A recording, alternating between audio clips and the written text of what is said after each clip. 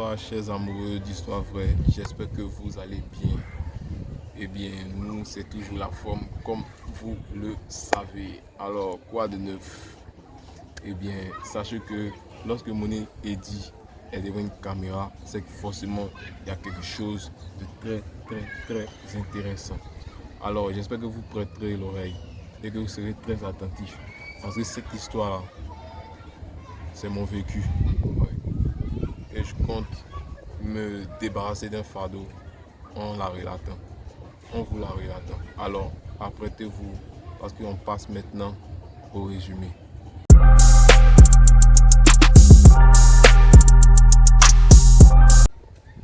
Alors, l'histoire que je m'apprête à vous relater, comme je vous l'ai dit, c'est mon vécu. Et j'ai partagé du bon moment avec cette personne-là, cet ami, ce frère. Un frère dont le départ a été brusque, très brusque pour moi et pour plusieurs personnes me connaissant. C'est un fait qui m'a gravement marqué et qui continue toujours de me hanter, de me fatiguer. Et je crois qu'il faut que j'en parle. Voilà, que je partage ça avec la communauté, histoire d'alléger un peu mon fardeau. Allez, on s'apprête pour la lecture.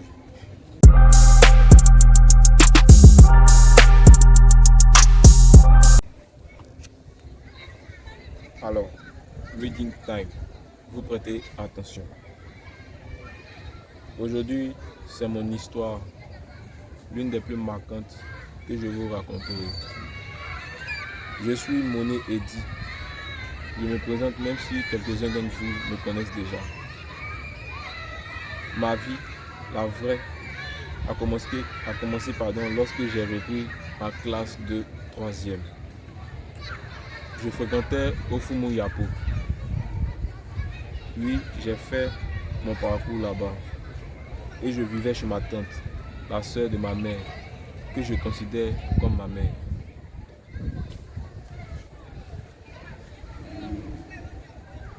Là-bas, j'étais beaucoup distrait.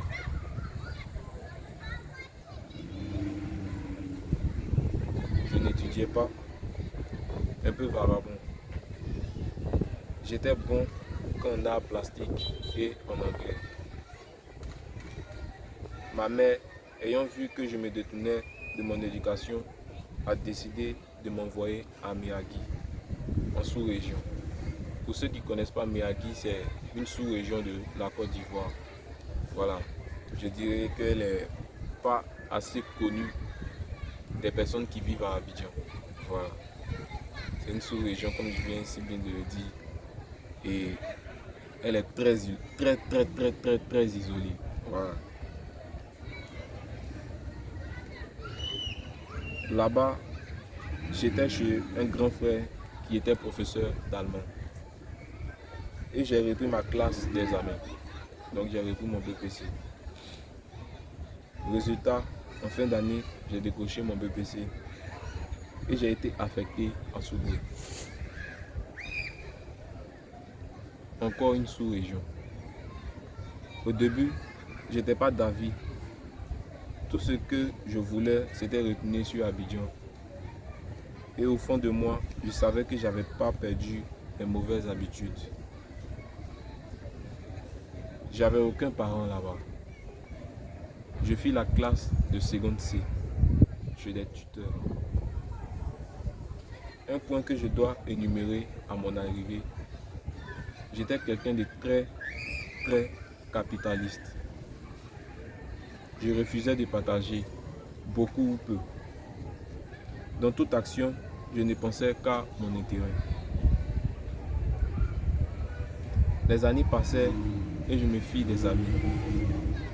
Et parmi eux, il y en a un qui a réussi à se démarquer parfaitement. Je ne m'étais jamais attaché à quelqu'un de cette façon. Cet ami a eu un grand impact sur moi. Ce qui m'a le plus touché, c'est qu'il se souciait plus des autres que de lui. Et je n'arrivais pas à comprendre cela. C'était mon meilleur ami. Quelqu'un de très gentil, qui savait être un ami et un frère. Il m'a appris le partage, l'amour du business et surtout l'honnêteté. J'avais pour habitude de venir sur Abidjan lorsqu'il y avait des congés ou des vacances. Mais cela ne tachait guère notre amitié. On gardait tout le temps le contact. On était toujours proches. En terminale D, nous passâmes le bac ensemble. Nous eûmes le même résultat. Encore un échec. Encore un échec à surmonter. Cette année, il a voulu abandonner les études et se concentrer sur ses business. C'est moi qui le ai mis en confiance, de sorte à reprendre la partie l'année prochaine. Donc, après les résultats du bac, la première année, je crois que c'était 2018, 2020, 2018, 2019, 2019, 2020, bon, je ne me souviens plus trop.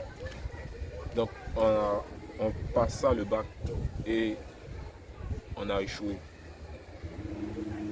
C'était la déception. Voilà.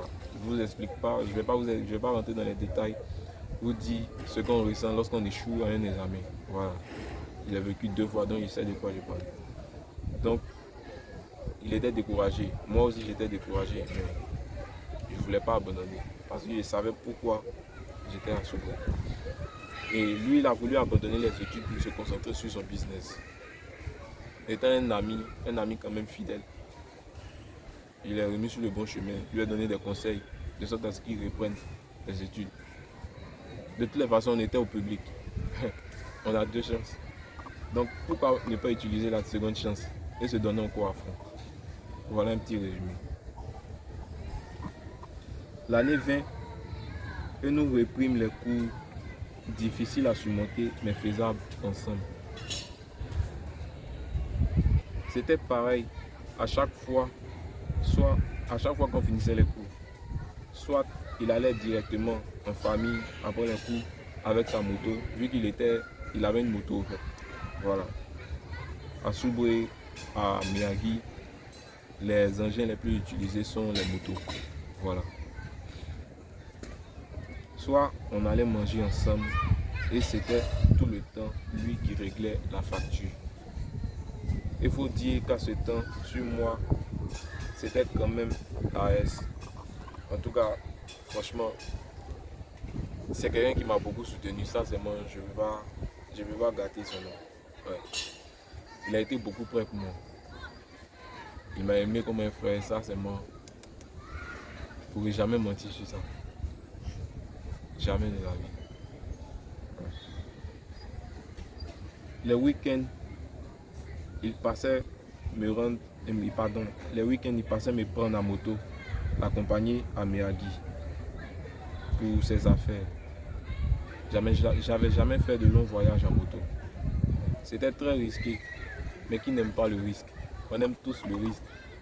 C'est comme ça, l'homme est attiré par le risque, c'est comme ça. On ne pourra pas expliquer, je ne vais pas rentrer dans... Je pense que personne. Et ça a toujours été un plaisir de le faire avec lui. On allait et revenait.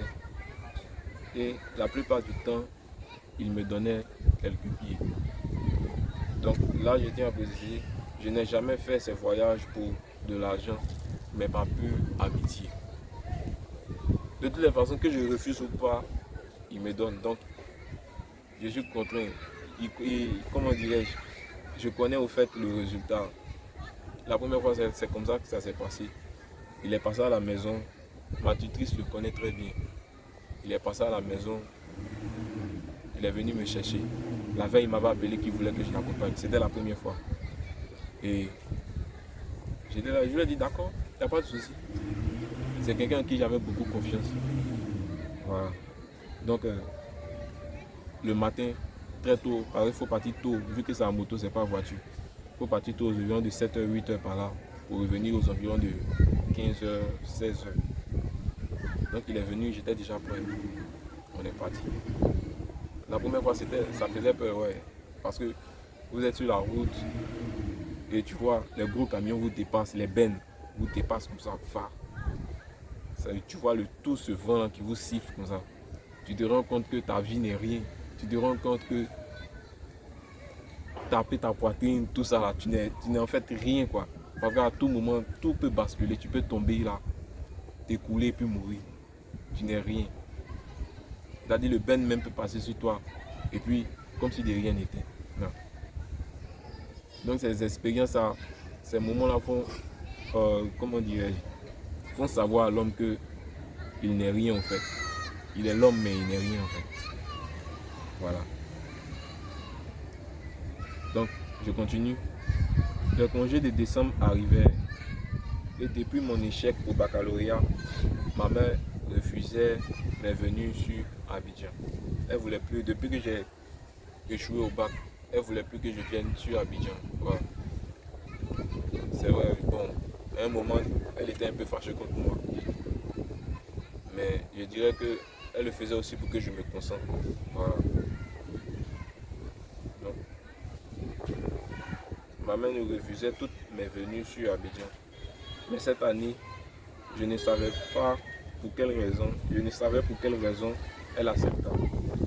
Donc, les années précédentes, c'est-à-dire, elle refusait que je vienne sur Abidjan, tout. Même lorsque j'ai échoué au bac, elle n'a pas voulu que je vienne passer les petites vacances qui restaient. Je crois que c'était un mois et quelques. Elle n'a même pas voulu. C'est après, je crois que c'est ma tutrice qui a appelé et qui a plaidé pour moi pour que je rentre sur Abidjan. Donc j'ai passé quelques temps et puis je suis retourné sur Donc, elle est venue sur Abidjan, mais cette année, je ne savais pour quelle raison elle accepta. Je ne m'y attendais pas. Alors, je pris quelques affaires et je vins à Abidjan. Moi et mon frère étions toujours en contact. Chacun était le confident de l'autre. Il connaissait ma vie comme je connaissais la sienne. Un après-midi,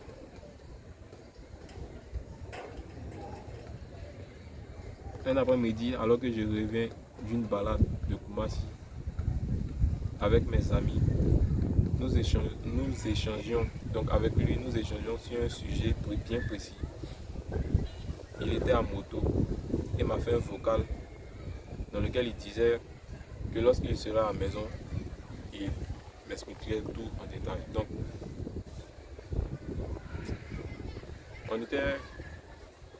j'étais sorti avec des amis. Voilà. Et nous étions allés à Koumassi. Et lorsqu'on revenait, donc la journée on échangeait. Et lorsque nous apprêtions à rentrer, il m'a fait un vocal où il me disait qu'il ne peut pas m'expliquer tout dans les détails. Voilà, je ne vais pas rentrer, je vais pas aborder, je ne vais pas dire ce qu'il m'a dit. Voilà, c'est entre nous. Jusqu'à présent, ça reste comme ça. C'est entre nous. C'est un secret que je ne dirai à personne. Ça reste entre nous. Donc il m'a dit qu'il était en moto. Et que lorsqu'il arrivera à la maison, il m'expliquerait tout dans les moindres détails. Donc j'écoute le vocal et je me rends compte que effectivement il est en moto. Parce que j'entends les bruits, le vent au fait. Donc, je lui envoie un message rapidement. Il dit, mais frère, tu as moto et puis tu causes avec moi. Pardon, déconnecte-toi, concentre-toi, tu arrives à la maison, tu me fais un vocal. Et puis tu m'expliques tout dans les détails, quoi. Il m'a dit que lorsqu'il serait à la maison, il m'en parlerait. Malheureusement, il n'a pas pu y arriver. Il fit un accident de circulation.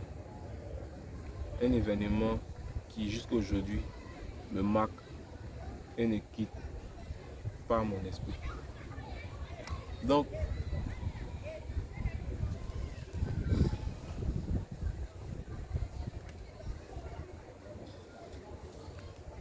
je lui envoie le vocal et il me dit ok, il n'y a pas de souci. Donc on arrête de causer. Avec mes amis, on prend la pinasse. Vu que c'était Koumassi Kokosi, c'est relié. Bon, la pinasse, on prend la pinasse et puis on arrive. Donc, arrivé au quartier, chacun rentre chez soi. Moi, je rentre à la maison, j'allume la télé. Je suis en train de regarder la télé. Il y a ma grande soeur qui m'appelle. Donc, elle voulait me parler d'un truc, voilà, d'un sujet. Elle voulait qu'on aborde un sujet. Donc, par appel visio sur WhatsApp, nous étions en train d'échanger. Et puis, il y a ma voisine de classe qui m'appelle. Bon, je suis en train de causer avec ma grande soeur, donc je veux pas. Non, je me dis que après, si on finit, je peux la rappeler. Elle insiste une seconde fois. Je refuse de décrocher. Donc, elle arrête. On continue de causer. Et puis là, il y a la fille de mon éducatrice qui m'appelle. Donc là, je vois que c'est bizarre. Parce que c'est deux personnes que je connais à Soubré. Et qui sont en train de m'appeler comme ça, insistant, je ne comprends pas. Donc je me dis que peut-être il y a quelque chose. Ça doit être urgent au fait. Donc je dis à ma grande soeur d'attendre que je vais la rappeler. Donc je les rappelle. Et là, la fille de mon éducatrice me dit que mon ami, mon meilleur ami, mon confident, est décédé dans un accident. Un accident de circulation. Au début, je ne croyais pas. Parce que c'est inimaginable quoi. Quelqu'un avec qui tu as causé toute la journée. Et puis, tout d'un coup comme ça, on te dit que il est décédé. C'est quand même bizarre. L'une des manières les plus bizarres, en fait. J'ai jamais vécu ça. Et puis, c'était quelqu'un qui comptait énormément pour moi. Il comptait énormément pour moi. Ouais. Son départ ça m'a changé, quoi. Ça m'a changé. Il fallait que j'en parle parce que ça fait que j'en veux beaucoup aux gens. Ouais. Je ressens une certaine colère envers les gens, en fait. C'est pas facile pour moi de digérer. Ouais. Je pense sur moi. C'est quelqu'un qui comptait réellement pour moi. Il savait tout de moi, comme je savais tout de lui aussi. Et jamais il m'a trahi, jamais. Depuis la seconde scène, nous étions ensemble, jamais il m'a trahi. Il a toujours été fidèle. J'ai jamais eu ça au fait. J'ai jamais eu quelqu'un de si attentionné et de si confident. Non. C'était mon histoire. C'était Moné Eddy. J'espère que vous avez prêté attention, vous avez compris. J'explique cette histoire parce que je voudrais que vous me conseillez, vous me donnez des conseils. Merci de bien vouloir me donner des beaux avis, de sorte à, pourquoi pas, faire descendre un peu l'attention. C'était mon édit pour les vidéos de Life Issues. Merci et bonne soirée.